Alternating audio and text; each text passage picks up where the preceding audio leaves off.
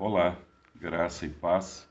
Eu sou o pastor Darcy Pereira, pastor da Igreja Presbiteriana do Jardim Sicínia, Campinas, São Paulo. E nós estamos conversando sobre a experiência do novo nascimento, a experiência que Nicodemos teve.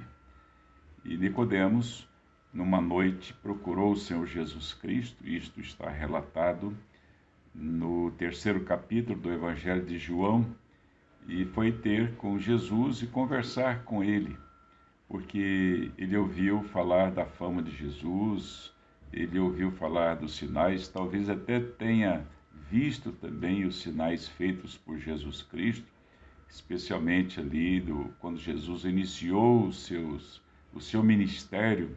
O primeiro sinal que Jesus Cristo, o Senhor Jesus, fez foi justamente no casamento em Caná da Galileia, onde ele transformou a água em vinho.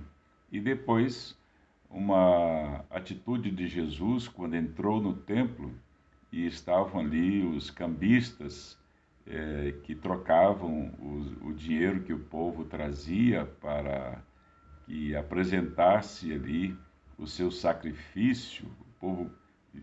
Naturalmente, o povo vinha com os animais e ali vendia os animais e prestavam culto a Deus, ou seja, sacrifícios. Era a forma deles prestarem os cultos a Deus, porque através do derramamento do sangue de um animal, eles estavam tipificando pela fé o derramamento do sangue do Senhor Jesus Cristo, conforme João diz aqui mesmo no Evangelho de João: eis o Cordeiro de Deus que tira o pecado do mundo. Então, o povo se aproximou para estar na casa de Deus e assim fazer o seu culto ao Senhor, prestar o seu culto ao Senhor. No entanto, o Senhor Jesus Cristo, quando viu que os cambistas estavam fazendo negócio na casa de Deus, os cambistas eram as pessoas que trocavam as moedas para serem usadas ali no templo. Então, o Senhor Jesus Cristo fez um azorrague, um chicote, e tirou aqueles que estavam fazendo da casa do Senhor uma casa de negócio. Então, Nicodemos provavelmente deve ter visto essa atitude de Jesus. Então, ele, como fariseu, membro do Sinédrio, a suprema corte do povo judeu, que tratava das questões religiosas, teológicas, das questões morais do povo. Então ele, curioso, mas para não ser visto pelos outros fariseus, pelos outros membros do Sinédrio, ele então procurou Jesus de noite e foi ter com Jesus. E qual foi a sua surpresa quando de imediato ele, na presença de Jesus, o Senhor lhe diz: necessário te é nascer de novo. Ele deve ter tomado um susto. E Jesus, certamente, através dessa palavra, despertou em Nicodemos o desejo de conhecer um pouco mais acerca da palavra. E foi nessa conversa que Nicodemos tomou uma atitude, porque depois nos capítulos 7 e 19 do Evangelho de João, nós vemos, primeiro nesse capítulo 3º, foi o desejo de Cristo. Nicodemos teve o desejo de estar com Jesus. No capítulo 7, ele fez a defesa de Jesus. E no 19, ele serviu a Jesus. Então, ele esteve na presença do Senhor para ser bênção, quando fala da sua dedicação ao apresentar ali o perfume para o embalsamamento do Senhor Jesus. Para nós entendermos a cabeça de Nicodemos, nós queremos ler 2 textos da palavra do Senhor. Primeiro, o capítulo 23 do Evangelho de Mateus, que diz assim: na cadeira de Moisés se assentaram os escribas e os fariseus. Então Jesus diz para os seus ouvintes: fazei e guardai, pois tudo quanto eles vos disserem. Porém, não os imiteis nas suas obras, porque dizem e não fazem. atam fardos pesados e difíceis de carregar e os põem sobre os ombros dos homens. Entretanto, eles mesmos nem com o dedo querem movê-los. Praticam, porém, todas as suas obras, com o fim de serem vistos dos homens, pois alargam seus filactérios e alongam as suas franjas. Então, esses são os fariseus, pessoas que falam, mas não vivem. Como disse um grande pensador que já faleceu, Joemir Betting, é um comentarista econômico, na verdade. Então, ele diz o seguinte, que a teoria na prática é bem diferente. E com os judeus acontecia justamente isto.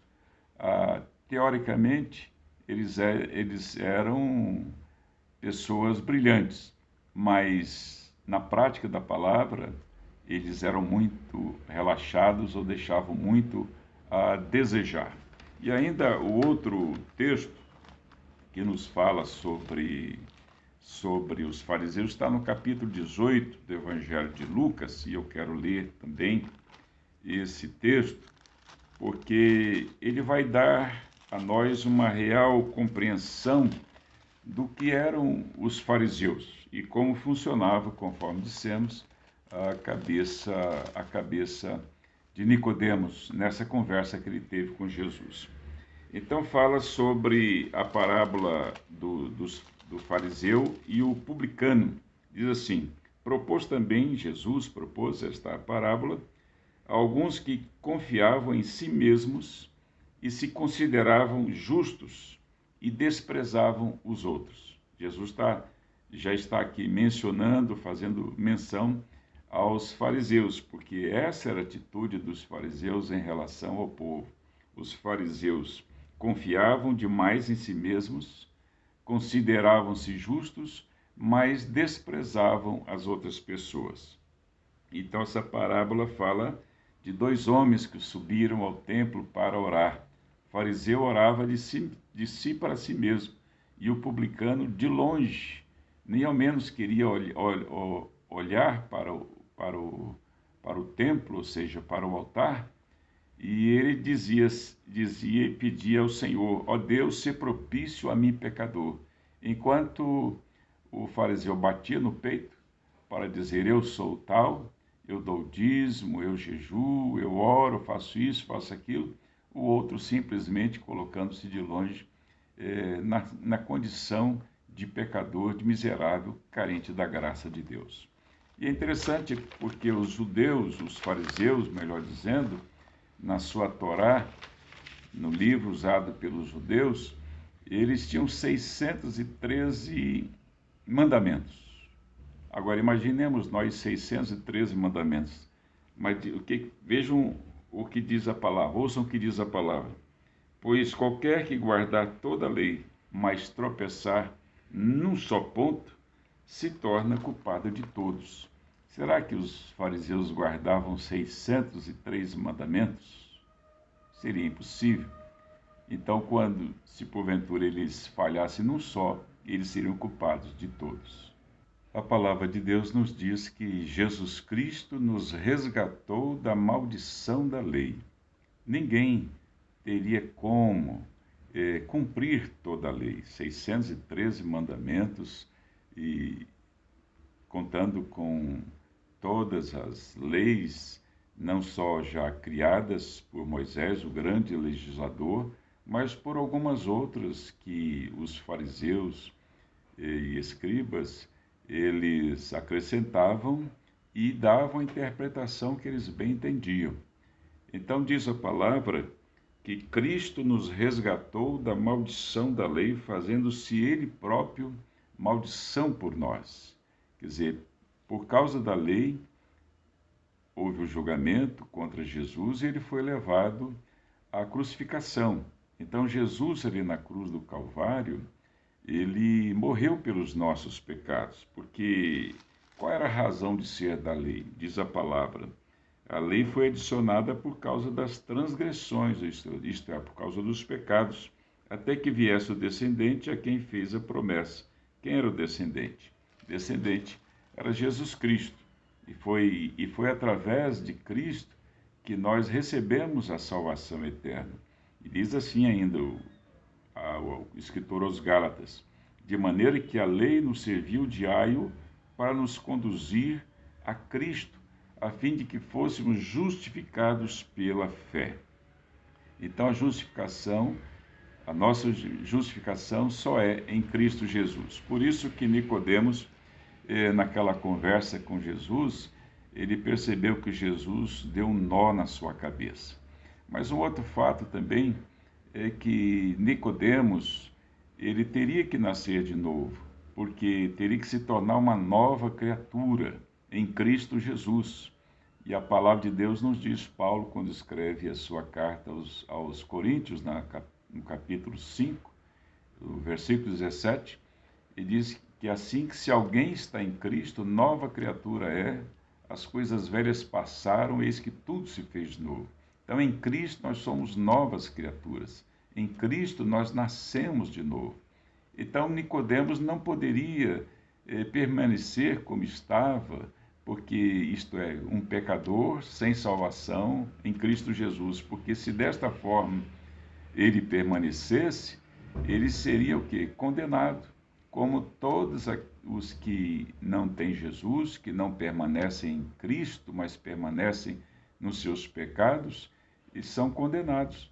Então, essa palavra, esse encontro de Nicodemos, traz luz às nossas trevas, para que nós tenhamos o perfeito entendimento que nós, sem Cristo, estamos perdidos.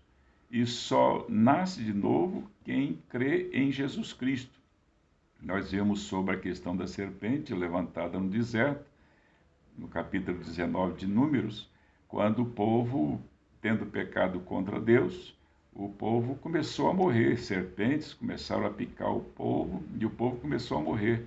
Então Deus falou para Moisés: faça uma serpente de metal e todo aquele que para ela olhar será salvo. Olhar não é simplesmente olhar, mas olhar com fé.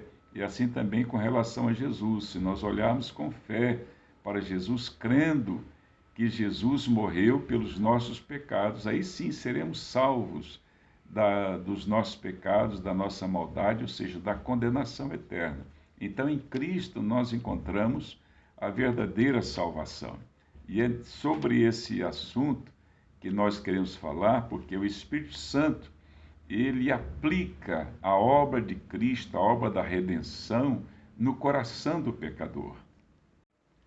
Se Deus amou o mundo de tal maneira que deu o seu Filho, depois o Filho envia o Espírito Santo para estar sempre conosco. Então, a obra da redenção fala sobre a ação de Deus, Deus enviando o seu Filho. Deus nos amou de tal maneira que enviou o seu Filho, o Deus Pai, mas fala também da ação do Deus Filho, Jesus Cristo, que nos amou e se entregou a si mesmo pelos nossos pecados. Ele morreu pelos nossos pecados e ressuscitou para nossa justificação, mas também fala do Deus Espírito Santo, aquele que nos convence do pecado, da justiça e do juízo. Vejam que no capítulo 16 do Evangelho de João, nós encontramos essa palavra quando Jesus, nos capítulos 13, 14, 15, 16 e 17, Jesus dá as últimas instruções aos seus discípulos, aos seus apóstolos. E ele fala: eu vou para o Pai, mas eu vou enviar um Consolador que estará para sempre convosco. É o Consolador que é o Espírito Santo. Então ele diz o seguinte: mas eu vos digo na verdade, convém-vos que eu vá, porque se eu não for, o Consolador não virá para vós outros. Se, porém, eu for, eu vô-lo enviarei. Então, a promessa de Deus. Quando ele vier, convencerá o mundo de quê? Do pecado, da justiça, e convencerá o mundo do juízo. Do pecado, por quê?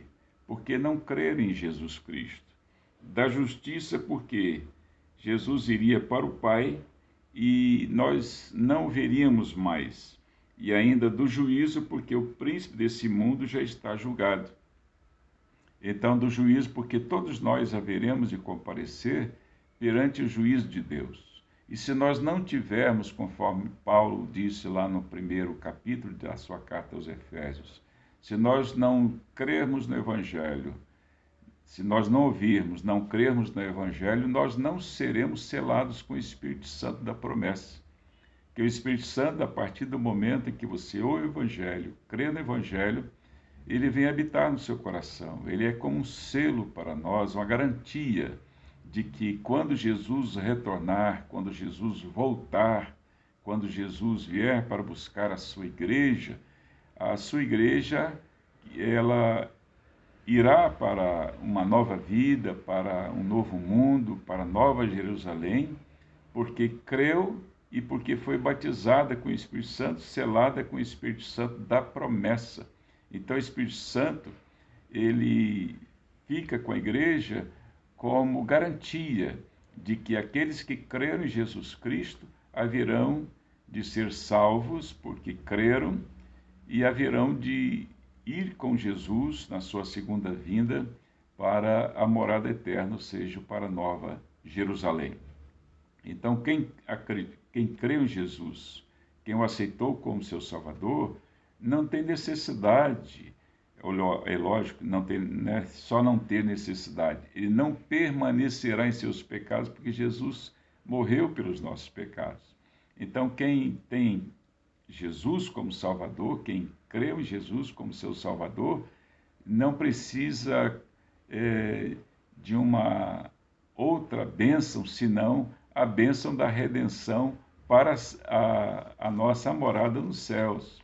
Então, Jesus Cristo é essa garantia, o Espírito Santo é essa garantia de que nós moraremos no céu eternamente, porque ele virá, fará a morada em nós, a nós todos que cremos, para que habitemos eternamente no céu. Conforme dissemos, esse selo é a nossa garantia. Se você não tem o selo, você não vai para o céu. Agora, se você tem um selo, seja a presença do Espírito Santo, a confirmação, você tem essa garantia, porque você creu no sacrifício de Jesus. Então, o Espírito Santo, ele aplica a obra da redenção realizada por Jesus Cristo na cruz do Calvário, quando Jesus Cristo morreu pelos nossos pecados. O Espírito Santo aplica esta obra em nosso coração, em nossas vidas. Então, a partir daí, nós passamos a crer, quando ele nos convence do pecado, da justiça e do juízo. Então, a presença do Espírito Santo é imprescindível para nós, porque se ele veio para nos convencer, isto é, tirar a nossa máscara, porque nós precisamos de um Salvador. Muito bem. O que diz a palavra com relação à presença do Espírito Santo na igreja? A presença do Espírito Santo, ela se deu depois da promessa de Jesus, de que o Espírito Santo estaria para sempre conosco, se deu no capítulo 2 do livro de Atos dos Apóstolos, quando, após a Páscoa, após a ressurreição de Jesus, 50 dias após a Páscoa, viria o Pentecostes. Então, Penta, 50, né? Então, 50 dias após a Páscoa, veio o Pentecostes, e a igreja que estava em oração na presença de Deus, na presença do Senhor, essa igreja então recebeu o Espírito Santo da promessa. A igreja permaneceu em oração até que dos céus viesse o Espírito Santo de Deus. Então foi a grande promessa, a grande bênção, e o Espírito Santo veio para ficar para sempre com a igreja. E diz lá no capítulo 2 do livro de Atos dos Apóstolos: ao cumprir-se o dia de Pentecostes, estavam todos reunidos no mesmo lugar. De repente veio do céu um som como de um vento impetuoso e encheu toda a casa onde estavam assentados. E apareceram distribuídas entre eles línguas como de fogo, e pousou uma sobre cada um deles. Então, conforme a promessa do Senhor Jesus, quando conversou com Nicodemos, e diz que o vento assopra onde quer, ouve a sua voz, não sabe de onde vem nem para onde vai. Assim é o Espírito Santo na vida do ser humano. Nós não sabemos como é a bênção da salvação em nossos corações. Sabemos que o Espírito Santo aplica esta bênção, a redenção, a obra redentora de Cristo em nosso coração. Mas como, nós não sabemos. É a obra de Deus, é a obra do Espírito Santo. E a palavra do Senhor nos diz que os pensamentos do Senhor não são os nossos pensamentos, os caminhos do Senhor não são os nossos caminhos. Então a obra do Espírito Santo é realizada dentro do coração do ser humano, do pecador. É a obra para que nós alcancemos essa salvação. Então essa é a grande bênção para a sua vida, para a minha vida, a fim de que nós creiamos. E após crermos, nós temos então a salvação, a redenção em Cristo Jesus. E eu quero falar também sobre esta presença do Espírito Santo, conforme Jesus diz, é como um vento, porque essa experiência pela qual Nicodemos passou, nós também temos que passar por ela. Então é sobre isso que eu quero falar a partir de agora. Sem a ação do Espírito Santo, nós somos simplesmente criaturas, porque Deus nos formou, nós vimos esse aspecto na parte anterior, que nós fomos formados por Deus, o pecado nos deformou, mas em Cristo nós somos transformados, conforme nós vimos lá na segunda epístola de Paulo aos Coríntios, capítulo 3, 18, fomos transformados à imagem de Cristo pelo Espírito Santo. Então o Espírito Santo tem esse papel de fazer uma transformação nas nossas vidas. E é interessante que a palavra de Deus nos diz, ainda na primeira carta de Paulo aos Coríntios, diz o seguinte: ora, o homem natural não aceita as coisas do Espírito de Deus, porque eles são loucura e não pode entendê-las, porque elas se discernem espiritualmente. Então, o homem natural, quem é o homem natural? O homem natural é o homem sem o Espírito Santo de Deus. Quando Nicodemos chegou à presença do Senhor, ele era um homem natural, isto é, ele não tinha o Espírito Santo de Deus em sua vida. E foi a partir do momento que ele creu, após, como diz Paulo aos Efésios, depois de ouvir o Evangelho da vossa salvação, tendo nele também crido, fossem selados com o Santo Espírito da promessa. Então Nicodemos esteve com Jesus, então ele ouviu o Evangelho, as boas novas através de Jesus. E ao ouvir, ele entendeu. E ao entender, ele foi o quê? Batizado com o Santo Espírito da promessa. Assim acontece com você, assim também aconteceu comigo, acontece com todos nós. Tito diz uma palavra muito importante no terceiro capítulo de Tito, diz o seguinte: pois nós também outrora éramos nécios, desobedientes, desgarrados, escravos de toda sorte de paixões e prazeres, vivendo em malícia, inveja, odiosos e odiando-nos uns aos outros. Quando, porém, se manifestou a benignidade de Deus nosso Salvador e o seu amor para com todos, não por obras de justiça praticadas por nós, porque ninguém é salvo por qualquer tipo de obra, e diz assim, mas segundo a sua misericórdia, quer dizer, a obra de Deus realizada na cruz do Calvário, segundo a sua misericórdia, ele nos salvou mediante o lavar regenerador e renovador do Espírito Santo. Então o Espírito Santo ele nos regenera. Regenerar quer dizer dar vida, dar nova vida, porque nós fomos gerados inicialmente por Deus, então nos tornamos criaturas de Deus. Agora nós somos regenerados pelo Espírito Santo, ao sermos regenerados, nós fomos gerados de novo. Então, através dessa regeneração é que nós nos tornamos novas criaturas. E nós sabemos que as novas criaturas, as pessoas que nasceram de novo, elas têm uma vida diferente. Elas têm uma maneira de viver que agrada a Deus, que glorifica a Deus. E nós queremos fazer na terceira parte, aliás, na quarta parte, falar sobre a ação do Espírito Santo na vida do pecador, mas pecador justificado pelo sangue de Jesus, o pecador que busca a santificação. Porque diz a palavra, aquele que começou boa obra em vós, ou seja, a obra da redenção na cruz em Cristo, há de completá-la até o dia de Cristo. Então, há de completá-la, porque Jesus começou na cruz, o Espírito Santo continua na santificação entre nós, conosco e em nós, e um dia nós passaremos pela glorificação, ou seja, na volta de Jesus. Então, deixo aqui essa palavra e terminamos assim sobre não toda a obra do Espírito Santo, mas falamos sobre parte da obra do Espírito Santo, mas na próxima oportunidade, na quarta parte, nós falaremos sobre a obra da santificação do Espírito Santo em nossas vidas. Que Deus nos abençoe.